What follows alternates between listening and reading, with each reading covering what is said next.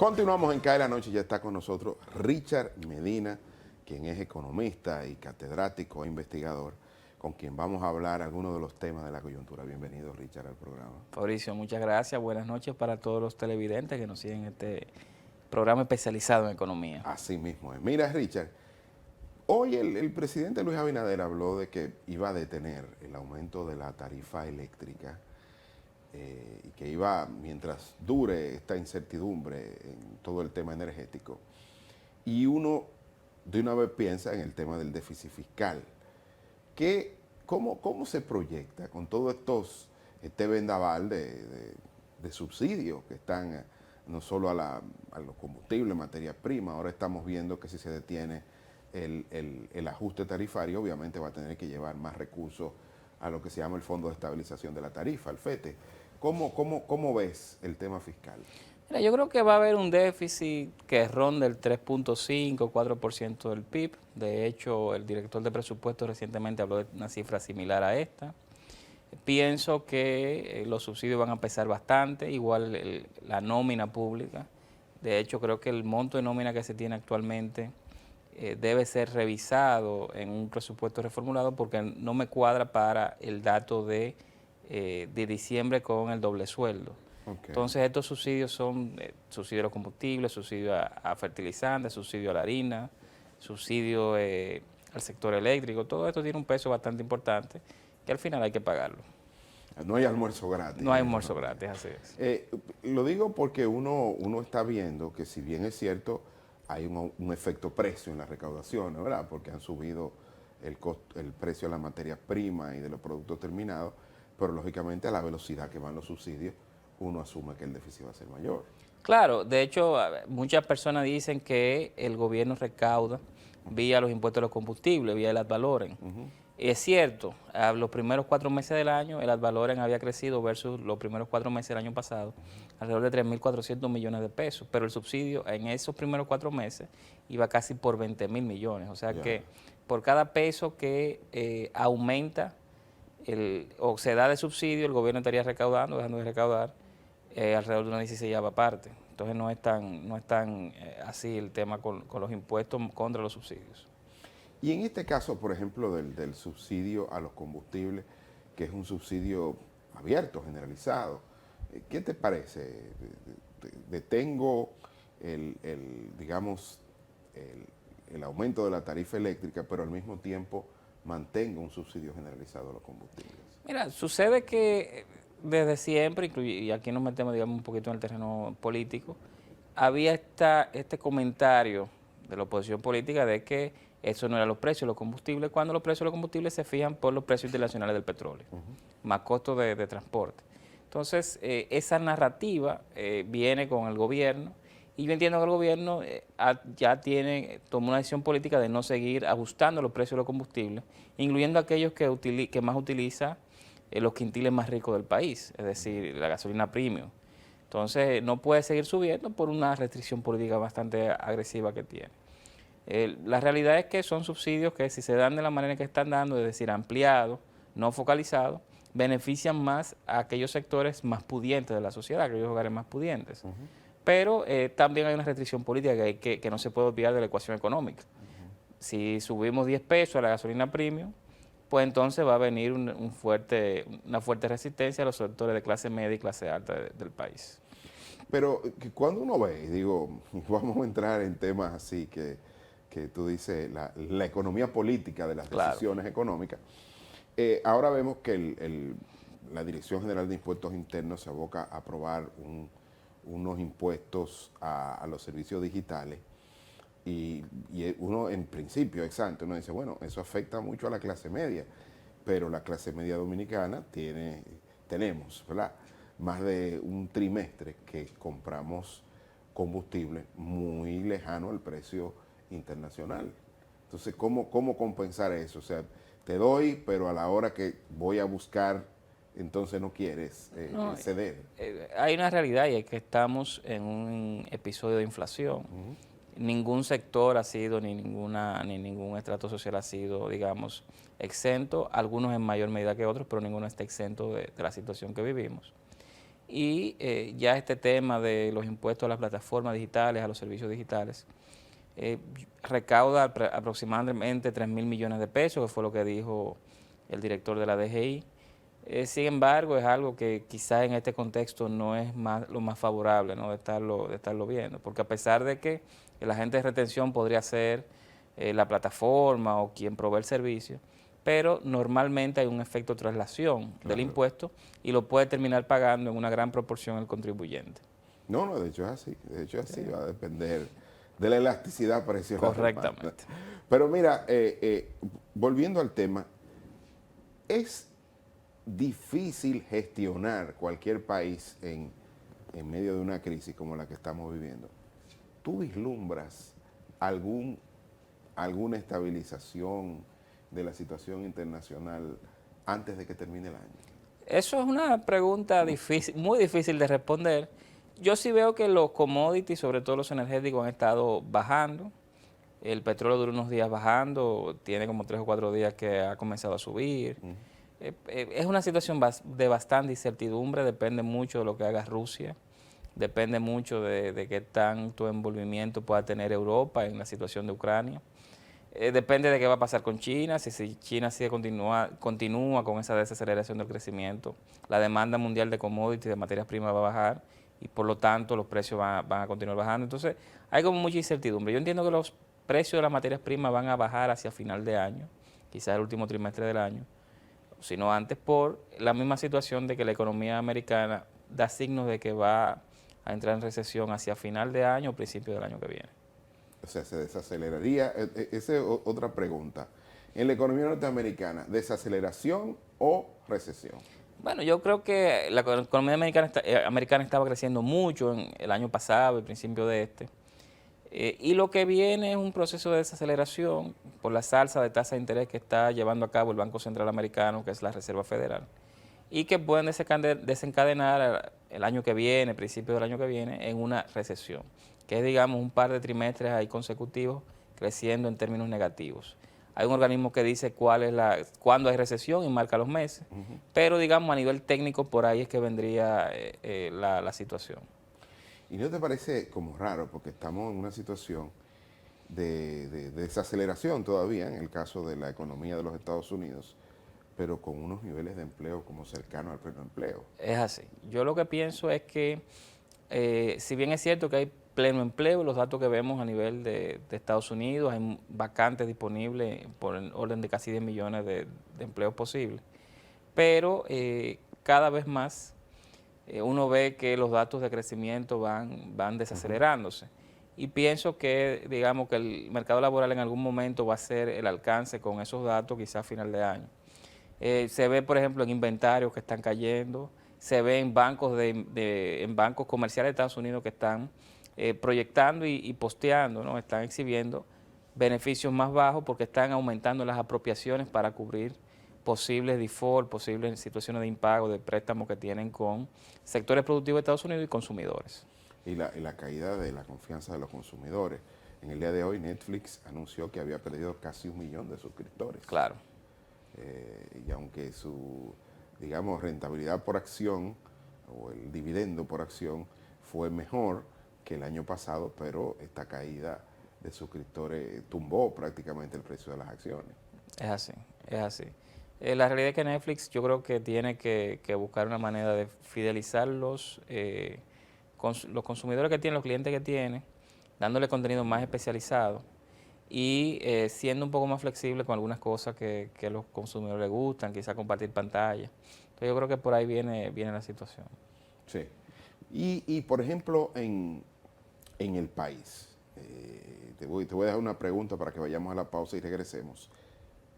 Los ajustes hasta ahora que ha hecho de tasa de política monetaria el Banco Central para mantenerse en línea con la FED y evitar salidas de capital, junto con estos subsidios que han mantenido digamos, la inflación por debajo de 2 dígitos, ¿hasta qué punto piensa que eso es sostenible y seguir teniendo inflaciones a ese nivel cuando uno la ve lo que está pasando en el resto de Latinoamérica y el tema de la estabilidad en el tipo de cambio? Pero eso me lo vas a contestar luego de la pausa, que regresamos aquí con Richard Medina en Cae la Noche.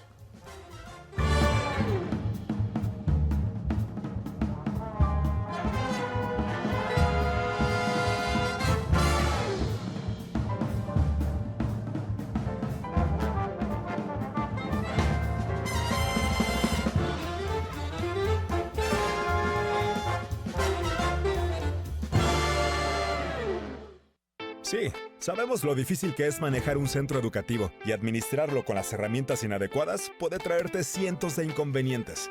Lidiar con admisiones, finanzas, calificaciones, registros y avisos suena como una tarea complicada.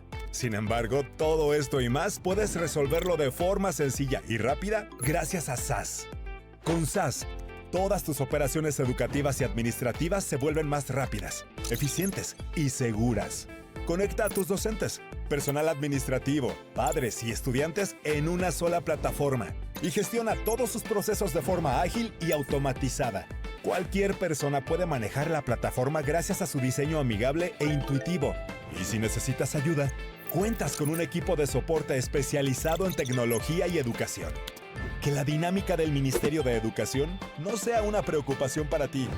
SAS está diseñado para escalar y evolucionar junto al Sistema Educativo Nacional. Un sistema de gestión académica para una nueva generación.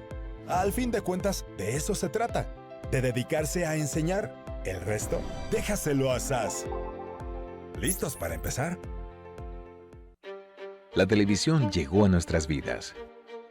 Inició sin color, pocos sonidos, pero llena de emociones. La calidad de la imagen evolucionó junto a nosotros. Rompió todos los esquemas de lo que parecía posible. El mundo continúa evolucionando. La televisión también. Brindándote las mismas emociones de siempre, ahora en la palma de tu mano. Win TVO, televisión en línea gratis, donde quiera que estés. En mi Cristo yo todo lo puedo. Conciertos. Videoclips. Prometo devolverte tu voz. Dime por qué si me amas. Besito de cajeta, que ya estoy completo, que pleno me siento. Con los artistas más sonados del planeta. Que hay una fiesta para allá hoy.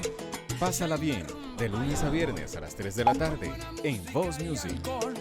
Cuando me llamas, Vívelo por Voz Media Network. ay, para allá voy. Ay.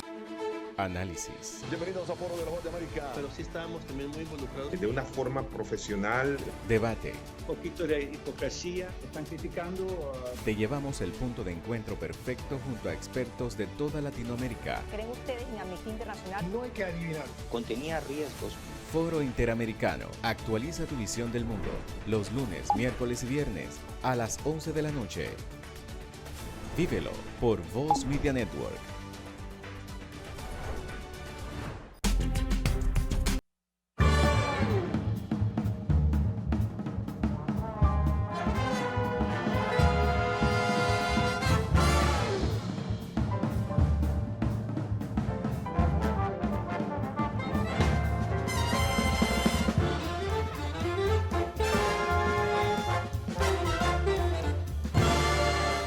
Continuamos en Cae la Noche con esta interesante entrevista con el colega y amigo Richard Medina, quien es un catedrático, investigador.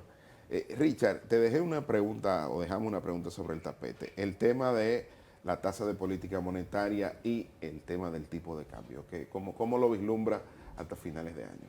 Mira, el tipo de cambio se ha estado, de hecho, apreciándose, el peso se ha estado apreciando, el dólar ha estado bajando de precio. Pienso que no deben haber presiones fuertes de depreciatorias. El dólar, de hecho, se está apreciando contra todas las monedas del mundo, casi todas las monedas del mundo, excepto la de República Dominicana, Uruguay y 2 o 3 más. Pienso que esto es una consecuencia del Banco Central, que tiene una posición de reserva bastante holgada. El Banco Central ha prendido la aspiradora, colocando títulos valores de deuda. Y también los aumentos de tasas de política monetaria. Pienso que el mercado todavía está esperando, está apreciando alrededor de 1 o 2 más aumentos, por lo menos, de algunos 100, 125 puntos básicos. Obviamente, no solamente depende de lo que pase en República Dominicana, sino que el Banco Central toma en cuenta también lo que hace la Reserva Federal. Es probable que ahora en la próxima reunión de este mes, la Reserva Federal aumente 75 puntos básicos, quizás 100 en su tasa de política, y yo pienso que el Banco Central Dominicano se adelantó un poco a esa situación. Claro. Y tiene, digamos, un camino ahí ya cubierto para cuando eso pase. En el caso ahora, digamos, volviendo al tema de carácter fiscal, el presupuesto, la modificación presupuestaria, el mal llamado presupuesto complementario que viene, va a implicar, obviamente, un aumento en el déficit fiscal y el tema de que hay que financiar ese déficit. ¿Cómo va República Dominicana a los mercados financieros internacionales bajo este esquema de alta inflación y ajustes de la tasa de política monetaria a nivel mundial? Bueno, eso, digamos, una de las consecuencias que no nos gustan a ninguno de que la Reserva Federal esté subiendo tasa de interés como lo está haciendo ahora. De hecho, si por ejemplo nos vamos a diciembre del año pasado, la tasa del bono del Tesoro, que es el bono de referencia con el cual nos comparan en República Dominicana, rondaba 1.4, 1.5%. Actualmente yo, antes de llegar acá, revisé y está en 3.09%. Es decir, que se ha un poquito más que duplicado en apenas 7 meses. Y eso sube automáticamente las tasas de interés a las cuales el gobierno puede financiarse en el extranjero mediante bonos soberanos.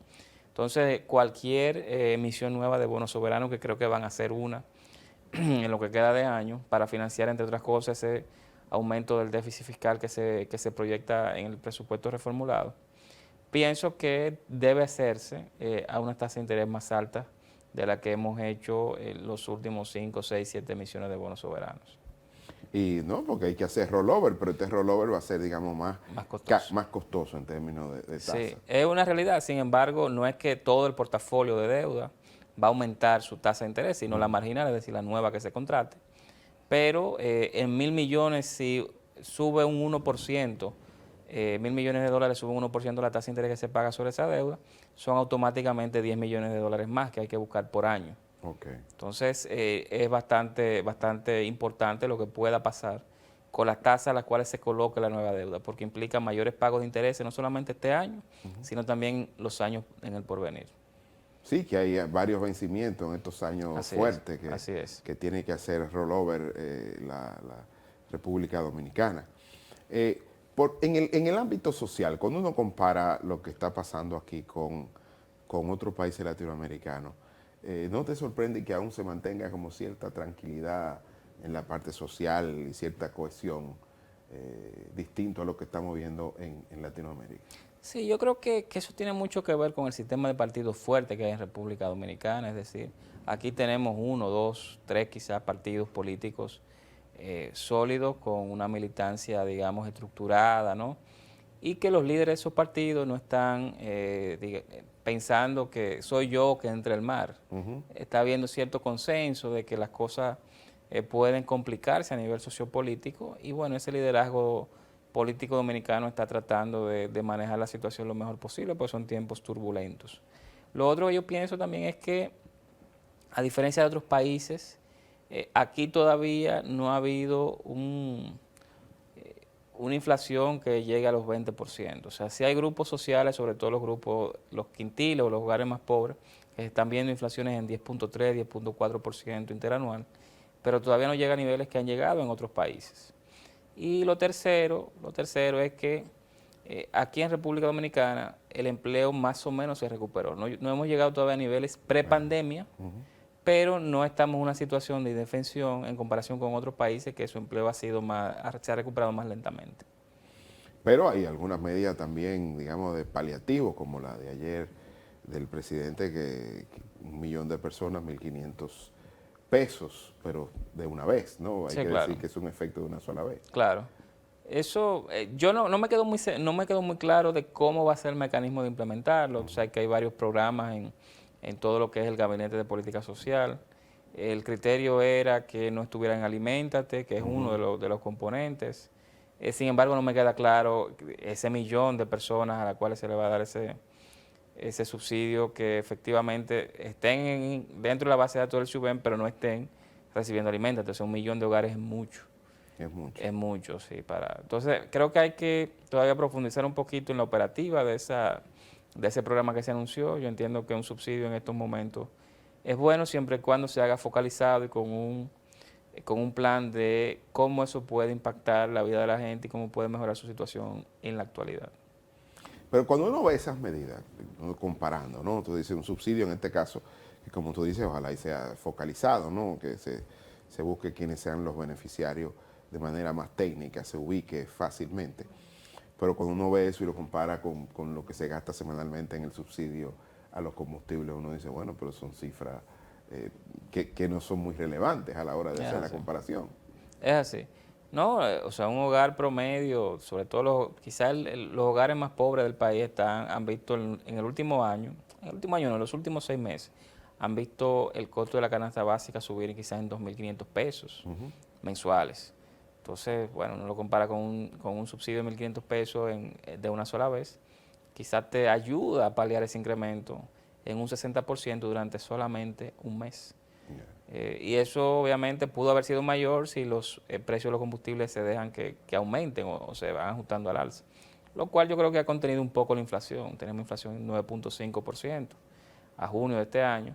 Quizás pudo haber sido 11 o 12 si se ajustaban los precios, aunque sea un 40, un 30% de lo que debería ser de acuerdo a los precios internacionales del petróleo. Pero tú dices, yo sé que aquí va a haber un costo, digamos. El costo de la paz social va a significar un aumento en el déficit fiscal, eso está claro. Pero no sé si eso es sostenible. Yo sé que puede ser este año, pero el año que viene no sé. Por eso te digo de hasta qué punto se puede vislumbrar cierta estabilidad en esta nueva situación geopolítica, que es casi el fin de la globalización y que uno lo que vislumbra es que se va a dividir el mundo en 2 grandes bloques, uno que dirija Estados Unidos y Europa y otro China, Rusia y la India. Pero ¿cuándo eso se va a estabilizar? Pienso que no, que dependerá mucho de cuáles sean los objetivos militares de Rusia. Obviamente Rusia no ha podido tomar la capital de Ucrania, que yo creo que era el objetivo primigenio ahí. Dependiendo de cómo los rusos vean una posible victoria y puedan, digamos, salir a defenderla de cara a su población. Ahí vamos a ver hasta dónde llega esta situación en Ucrania. Pero son tiempos bastante convulsos. La realidad es que en el caso dominicano, nosotros el espacio fiscal que teníamos, es decir, qué tanto endeudamiento podíamos tomar, fue disminuyendo durante la pandemia en 2021. Entonces, tener un déficit de más de 3.5%, 3.7%, le agrega más presión a la sostenibilidad de la deuda. Ya el año que viene se anunció un presupuesto de un déficit alrededor del 3.1% del PIB, lo cual también es bastante alto. Entonces ya vemos que hemos visto, vamos a ver en 2021, 2022, 2023, déficit fiscales más altos que lo que vimos en los años previos. Entonces hay que preguntarse hasta qué punto la República Dominicana va a tener una deuda sostenible en el mediano y largo plazo. No, y como no se vislumbra, por lo menos en este cuatrienio, una reforma tributaria, pues habría que llegar hasta 2024 y luego las nuevas, digamos, autoridades tendrían que decidir un ajuste tributario.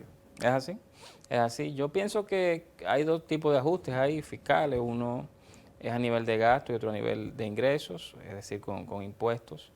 El de gastos, a pesar de que se dijo mucho, sobre todo en campaña, de que se podían reducir 158.000 millones de pesos en gasto, la realidad es que el gasto es muy rígido, sobre todo porque es un gasto compuesto más que nada por nómina, por pago de intereses, por adquisición de bienes y servicios relacionados con desayuno escolar y sector salud, que tienden a ser cosas que uno no puede prescindir de ellas porque es parte del funcionamiento normal del Estado. Entonces, ahí la situación se complica bastante y el ajuste mayor debe venir probablemente por el lado de los tributos, no por el lado de los impuestos. Por el lado de los impuestos, que por ahora con esta situación... No, eso hay que posponerlo. Claro, eso hay que posponerlo indudablemente. Es difícil. Tu proyección de crecimiento y de déficit, ya sabemos que el déficit de la cuenta corriente va a ser, digamos, más que cubierto o financiado con flujos de inversión extranjera directa, pero tu proyección de crecimiento de este año y déficit. De crecimiento yo lo veo alrededor del 5%. No me sorprendería si llega a menos de 4,5%. Yo creo que 5% es un número bastante sencillo de obtener o de lograr, dado el crecimiento que ha habido en los primeros 5 meses del año. Y de déficit debe estar entre 3,5% del PIB y 4% del PIB, más cerca del 3,5%. Pero habría que esperar ya cómo viene el presupuesto reformulado para ver cuáles son las estimaciones de costos de los subsidios que hemos visto. Bueno, Richard, muchísimas gracias por acompañarnos. Te mantendremos siempre atento, te vamos a seguir llamando porque de verdad que Richard debe ser uno de los economistas jóvenes más talentosos que yo conozco. Y lo vamos a tener aquí pues, como académico, lo vamos a ir jalando. Porque este programa, uno de los elementos fundamentales, su objetivo, es orientar las decisiones de consumo e inversión de los agentes económicos. Gracias. Gracias a ti, Fabricio. Y te volveremos a invitar próximamente. A ustedes gracias por la sintonía y nos volvemos a encontrar mañana cuando comience a caer la noche.